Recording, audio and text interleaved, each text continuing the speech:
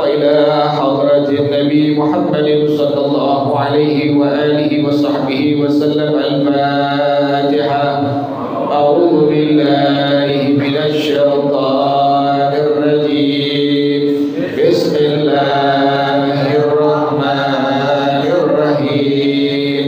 الحمد لله رب العالمين. الرحمن الرحيم.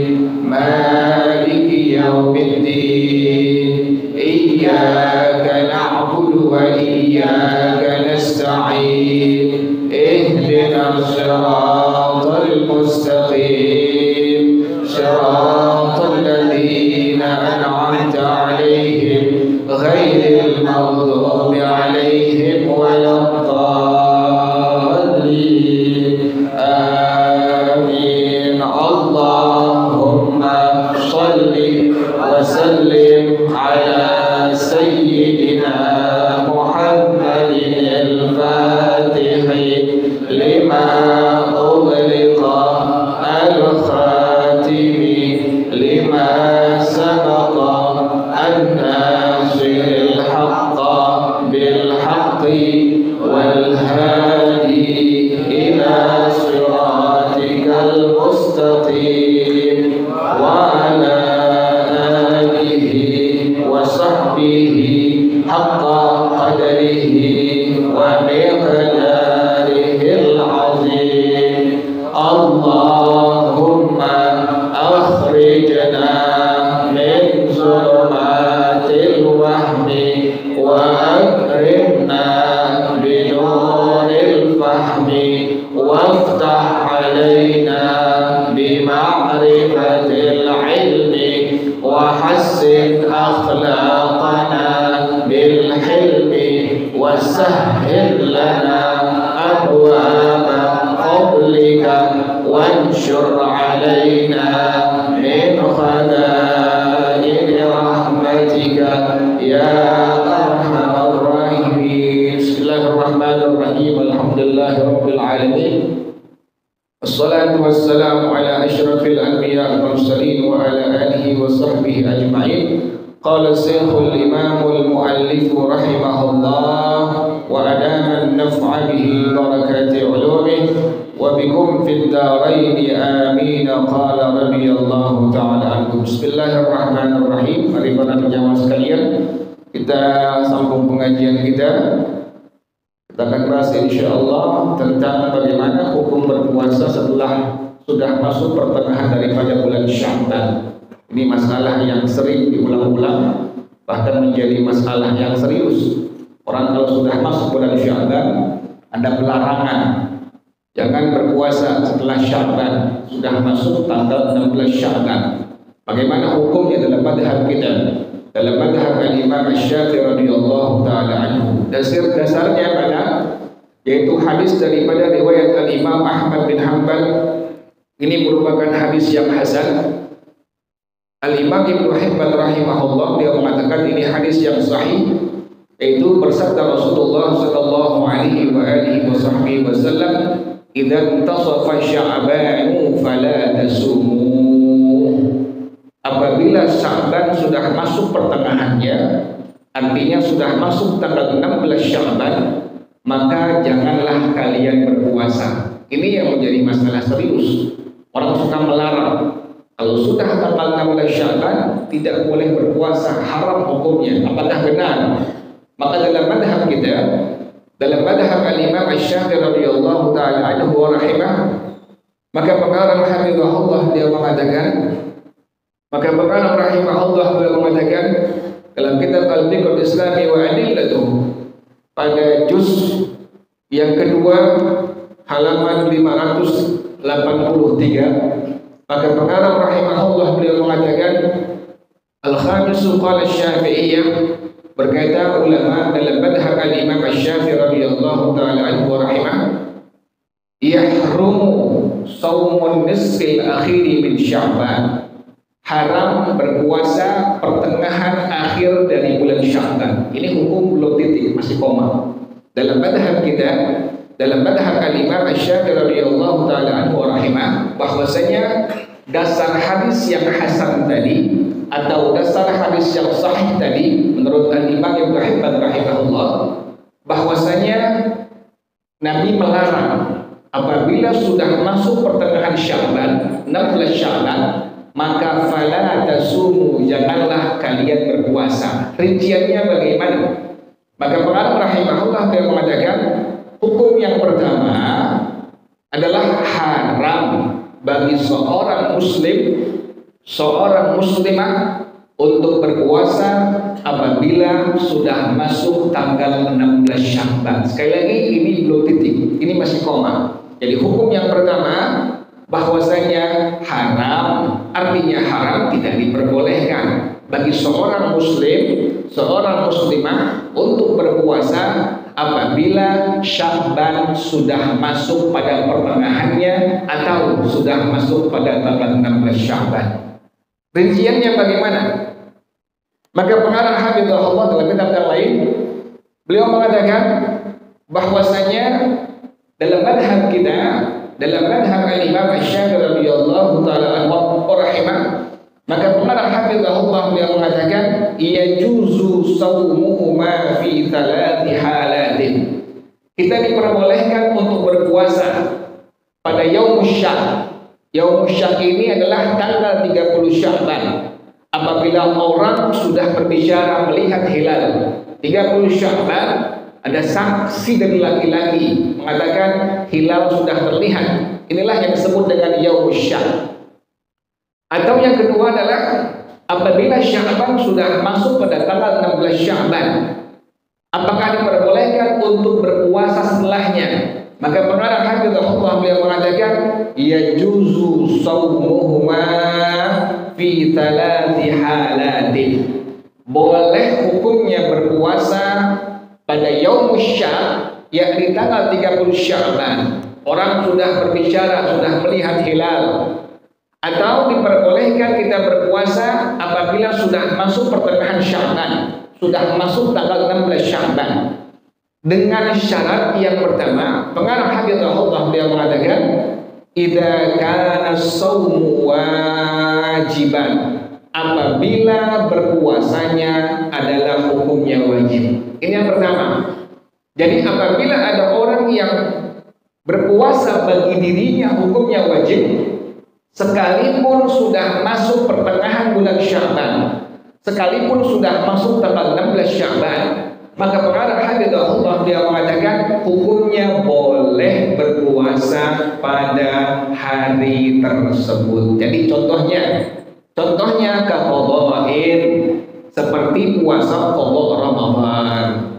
Ada muslim atau muslimah yang ada hutang berpuasa Ramadan tahun lalu, sementara Sya'ban sudah masuk tanggal 16 Sya'ban, apakah diperbolehkan baginya untuk berpuasa qadha'an Ramadan padahal Sya'bannya sudah masuk tanggal 16 Sya'ban? Apakah diperbolehkan? Ya, diperbolehkan. Dalam madhab kita, dalam madhab al-Imam Asy-Syafi'i rahimahullah, bahwasanya puasa qadha'an Ramadan bagi orang tersebut adalah diperbolehkan. Kenapa demikian? Karena berpuasanya adalah hukumnya wajib baginya. Atau contoh yang kedua, au kafaratin, atau puasa kifarah. Ada orang yang menyebutkan bersumpah dengan nama Allah, tetapi dia bohong. Saya bersumpah wallahi demi Allah dengan kalimat yang dia bohong. Maka ini orang wajib untuk membayar kifarat sumpahnya. Di antaranya berpuasa selama 3 hari. Boleh dikerjakan secara berturut-turut atau diperbolehkan dikerjakan secara terpisah-pisah.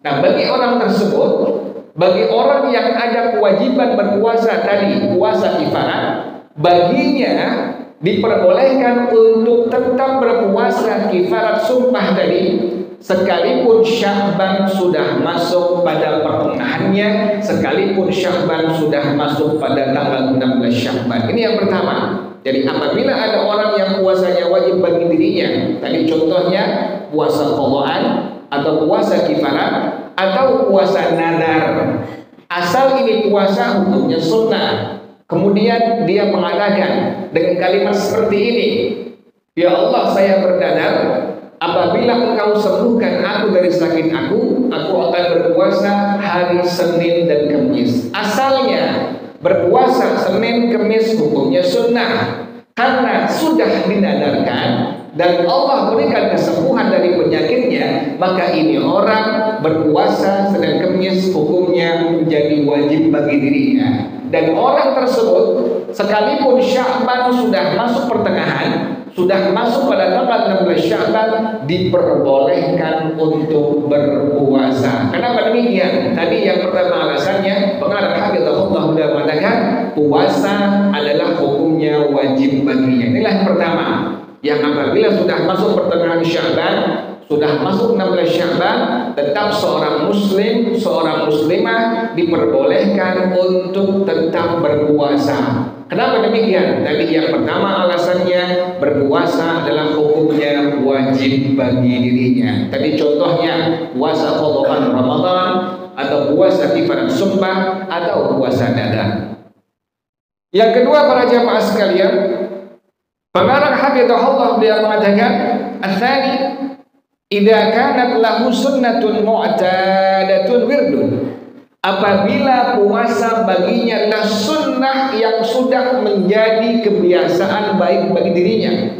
Apabila seorang muslim dan muslimah sudah terbiasa sebelum masuk pertengahan Sya'ban, dia sudah berpuasa Senin dan Kamis sekalipun hanya sekali saja, maka dalam madhab kita, dalam madhab al-Imam Asy-Syafi'i rahimahullah, pengarang hafizahullah dia mengatakan sekalipun sudah masuk pada pertengahan Sya'ban, sekalipun sudah masuk pada tanggal 16 Sya'ban, maka bagi muslim dan muslimah tersebut masih diperbolehkan untuk melakukan puasa Senin dan puasa Kamis yang hukumnya sunnah. Kenapa demikian? Karena puasa tersebut sudah menjadi wirid, sudah menjadi kebiasaan baiknya yang dia istiqamahkan. Itu yang kedua.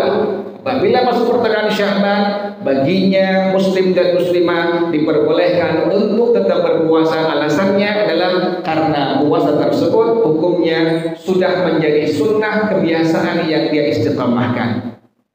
Kemudian yang ketiga, pengarang hafizahullah dia mengatakan, "Ats-tsalitsu idza wasala nisbat tsaniyah bima qablahu." Apabila ada orang yang menyambung puasa pertengahan yang kedua dengan sebelumnya. Pertengahan yang pertama dari tanggal 1 Sya'ban sampai 15 Sya'ban. Pertengahan yang kedua dimulai dari tanggal 16 Sya'ban hingga akhir Sya'ban. Nah, apabila ada orang muslim dan muslimah, dia berpuasanya, contohnya bagaimana? Bi al-sama yaum al-khamisa asyara fayajuzu lahu an yasuma alladhi ba'dahu yauma as-sadis asyara. Apabila ada seorang muslim dan muslimah, dia berpuasa pada tanggal 15 Sya'ban. Sebelum tanggal 16 Sya'ban, ini orang sudah berpuasa. Tanggal 15 Sya'ban berpuasa ini orang. Kemudian masuk pertengahan Sya'ban yang kedua, yakni pada tanggal 16 Sya'ban. Apakah masih diperbolehkan baginya untuk berpuasa? Masih diperbolehkan baginya untuk berpuasa. Dalam madhab kita, dalam madhab al-Imam Asy-Syafi'i radhiyallahu ta'ala anhu wa rahimah. Demikianlah dalam madhab kita pada masalah hadis, idza tasafa Sya'ban fala tasumu. Yang kedua, para jamaah sekalian, masalah disuntik, divaksin. Bagaimana hukumnya? Dalam kondisi berpuasa kita disuntik atau kita divaksin, apakah batal puasa kita? Maka pengarang hafizahullah dia mengatakan, masailu fi usul aini la jauf. Ini masalah yang ada, kasus-kasus yang ada pada masalah sampainya materi ke rongga tubuh kita. Di antaranya hukmul ibrati tajuzu lid darurati. Hukum disuntik, divaksin hukumnya boleh lid darurati, karena dalam kondisi darurat diperbolehkan. Ini dalam madhab kita, dalam madhab al-Imam Asy-Syafi'i rahimahullah, bahwasanya hukum yang pertama, hukum divaksin, hukum disuntik pada waktu kita berpuasa fardu atau yang sunnah, maka hukumnya boleh, alasannya lid darurah. bagaimana rincian hukumnya pada masalah apakah batal puasa kita yang kita kerjakan, baik puasa yang fardu atau yang sunnah. Maka pengarang hafizahullah beliau mengatakan, walakin ikhtalafu fi ibtaliha bis-shawmi ala thalathati aqwalin. Tetapi para ulama kita dalam madhab al-Imam Asy-Syafi'i rahimahullah terdapat perselisihan pendapat. Ini ikhtilaf yang sifatnya internal dalam madhab kita, dalam madhab al-Imam Asy-Syafi'i rahimahullah pada masalah apakah batal puasa seorang muslim dan muslimah yang disuntik atau divaksin. Ini terjadi ikhtilaf dalam madhab kita, dalam madhab al-Imam Asy-Syafi'i rahimahullah pada masalah batalkah puasanya atau tidak batal. Maka pengarang hafizahullah beliau mengatakan, pendapat yang pertama, fa fi qaulin innaha tubtilu. Jadi ada 3 pendapat, tidak mutlak batal. Jadi pada masalah vaksin, pada masalah disuntik dalam kondisi berpuasa yang wajib atau yang sunnah, tidak mutlak batal hukum berpuasanya. Terjadi ikhtilaf, perselisihan pendapat dalam madhab kita internal, dalam madhab kita, dalam madhab al-Imam Asy-Syafi'i rahimahullah. Yaitu yang pertama, innaha tubtilu mutlaqan, bahwasanya disuntik, divaksin adalah hukumnya secara mutlak membatalkan puasa kita, baik yang fardu atau yang sunnah. Ini hukum yang pertama, tidak baku hukum ini. Ini hukum yang pertama dalam madhab kita, dalam madhab al-Imam Asy-Syafi'i rahimahullah. Hukum yang pertama, apabila ada seorang muslim dan muslimah yang disuntik, divaksin pada waktu dia berpuasa, baik yang fardu atau yang sunnah, adalah hukumnya membatalkan puasa dia. Kenapa demikian? Alasan yang pertama ini, bahwasanya apabila ada orang yang disuntik, divaksin waktu dia berpuasa yang fardu atau yang sunnah, batal puasanya. Li'annaha wasalat ilal jawfi, karena materi tersebut, materi vaksinnya, materi cairan suntikannya itu sampai ke rongga tubuh dia. Ini alasan yang pertama dalam madhab kita, dalam madhab al-Imam Asy-Syafi'i rahimahullah, bahwasanya divaksin, disuntik adalah hukumnya membatalkan puasa secara mutlak. Sekali lagi, ini hukum tidak baku. Terjadi ikhtilaf, perbedaan pendapat dalam madhab kita sampai 3 pendapat. Ini pendapat yang pertama mengatakan hukumnya batal secara mutlak. Alasannya tadi, li'annaha wasalat ilal jawfi, karena materi daripada vaksin atau cairan suntikan tadi sampai ke rongga tubuh orang yang disuntik tersebut. Ini yang pertama. Yang kedua, pengarang hafizahullah beliau mengatakan, ini pendapat yang banyak dipakai oleh para ulama. Ini pendapat yang paling banyak dipakai oleh para ulama. Maka pengarang hafizahullah beliau mengatakan, wa fi qaulin, pendapat yang lain dalam madhab kita, dalam madhab al-Imam Asy-Syafi'i rahimahullah, beliau mengatakan, innaha la tubtilu mutlaqan, bahwasanya disuntik, divaksin bagi muslim dan muslimah, suntikan tersebut, cairannya, vaksin tersebut, cairannya tidak membuat batal puasanya secara mutlak. Sekali lagi, ini pendapat yang paling banyak dipakai oleh ulama-ulama kita, bahwasanya yang kedua inilah, apabila ada orang yang disuntik dalam kondisi berpuasa yang wajib atau yang sunnah, atau ada orang yang divaksin pada waktu dia berpuasa yang fardu atau yang sunnah, inilah pendapat yang paling banyak dipakai oleh ulama kita, yaitu tidak membatalkan puasa yang fardu atau yang sunnah. Kenapa alasannya? Bahwasanya ini pendapat yang paling banyak dipakai oleh para ulama kita. Kenapa alasannya tidak membuat batal? Apabila ada orang yang divaksin misalnya, waktu dia berpuasa hari ini, Ramadan, dia divaksin, maka pakai pendapat yang kedua ini, pendapat yang paling banyak ulama kita pakai, yaitu tidak membatalkan puasa secara mutlak. Kenapa alasannya? Maka pengarang hafizahullah beliau mengatakan, li'annaha wasalat ilal jawfi min ghairi manfadin maftuhin, karena materi suntikan tadi isi cairan dari vaksin tadi sampai ke rongga tubuh kita, bukan dari rongga yang terbuka. Lewat apa tadi? Misalnya sini, lewat bagian lengan atas kita divaksin, kita disuntik, bukan lewat mulut kita, bukan lewat, maaf, rongga-rongga yang lainnya, hidung kita atau telinga kita, tapi lewat pori-pori kulit kita. Maka inilah pendapat ulama yang paling dibanyak dipakai oleh ulama kita dalam madhab al-Imam Asy-Syafi'i rahimahullah, bahwasanya divaksin, disuntik tidak membatalkan puasa, baik yang fardu atau yang sunnah. Yang ketiga, pengarang hafizahullah dia mengatakan wa qaulin fihi tafsidun. Yang ketiga ada rinciannya. Bagaimana rinciannya? Wahwal asah. Inilah pendapat yang paling sahih. Inilah pendapat yang paling sahih dalam madhab kita, dalam madhab al-Imam Asy-Syafi'i rahimahullah. Ini pendapat yang paling sahih dalam madhab kita, dirinci oleh ulama-ulama kita. Ini kerjaan ulama. Ulama merinci bagaimana hukum disuntik, divaksin atau diinfus. Maka pengarang hafizahullah mengatakan inilah pendapat yang paling sahih dalam madhab kita, dalam madhab al-Imam Asy-Syafi'i rahimahullah. Bagaimana rincian hukumnya? Idza kanat mughadziyatan fatubtilus shauma.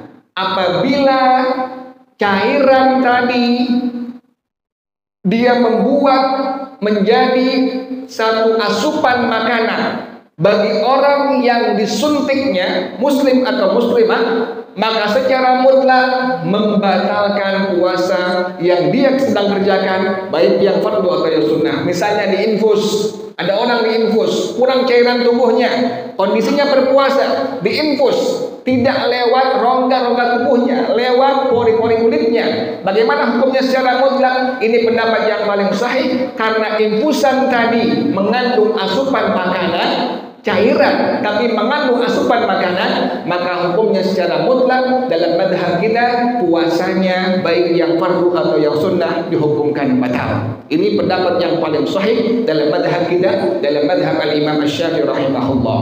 Kemudian pengarang hafizahullah dia mengatakan wa idza kanat ghaira mughaddiyatin, apabila suntikan tadi, apabila vaksin tadi bukanlah asupan makanan. Sekali lagi, ini pendapat yang paling sahih. Apabila suntikan tadi kita sakit, disuntik oleh dokter dengan cairan untuk memperkuat imun kita, suntikan tadi, atau kita divaksin waktu kita berpuasa hari ini, bagaimana hukumnya dalam pendapat yang paling sahih dalam madhab kita? Maka pengarang hafizahullah dia mengatakan apabila suntikan tadi, vaksin tadi adalah bukan asupan makanan, fananzuru, maka kita pandang, kita lihat, kita berpendapat wa idza kana fil uruqil mujawwafati wa hiyal awridatu fatubtilu, apabila adanya disuntiknya pada urat-urat nadi kita, maka hukumnya membatalkan puasa yang fardu atau yang sunnah. Kita divaksin bukan melewati daripada urat nadi kita, tapi pada lengan atas kita, baik yang sebelah kanan atau yang sebelah kiri. Nah, inilah ulama dalam madhab kita mengambil pendapat yang ketiga ini, pendapat yang paling sahih, bahwasanya hukum divaksin pada waktu berpuasa Ramadan atau puasa sunnah hukumnya tidak membatalkan puasa kita. Wallahu a'lam bissawab. Al-Fatihah. A'udzubillahi minasyaitonir rajim. Bismillahirrahmanirrahim. Alhamdulillahi rabbil alamin, arrahmanir rahim, maliki yaumiddin. Iyyaka na'budu wa iyyaka nasta'in. Ihdinas siratal mustaqim, siratal ladzina an'amta 'alaihim ghairil maghdubi 'alaihim waladdallin. Amin. Bismillahirrahmanirrahim. Alhamdulillahi rabbil alamin. Hamdan yuwafi ni'amahu wa yukafi'u mazidah. Ya Rabbana lakal hamdu kama yanbaghi li jalali wajhika wa li 'azimi sultanik. Subhanaka la nuhsi thana'an 'alaika anta kama athnayta 'ala nafsika. Falakal hamdu hatta tarda wa lakal hamdu idza radita wa lakal hamdu ba'da ridha.